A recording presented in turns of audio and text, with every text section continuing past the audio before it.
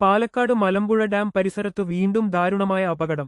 പരീക്ഷയ്ക്കുള്ള തയ്യാറെടുപ്പിനിടെ വിശ്രമത്തിനായി എത്തിയ 22 വയസ്സുകാരനായ ഫാർമസി വിദ്യാർത്ഥി ഷമീൽ ഡാമിൽ മുങ്ങിമരിച്ചു.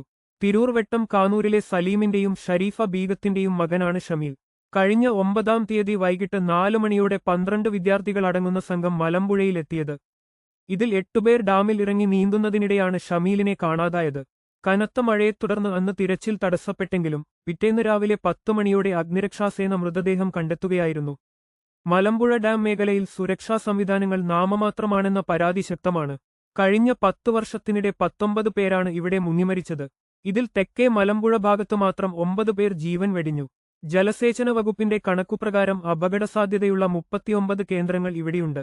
എന്നിട്ടും മുന്നറിയിപ്പ് ബോർഡുകളോ സുരക്ഷാ വേലികളോ സ്ഥാപിച്ചിട്ടില്ല. പോലീസ് എയ്ഡ് പോസ്റ്റ് വർഷങ്ങളായി അടഞ്ഞുകിടക്കുകയാണ്. ജലസേചന വകുപ്പിന്റെ ഫ്ലൈയിങ് സ്ക്വാഡ് പൂർണ്ണമായും നിർജീവവുമാണ്.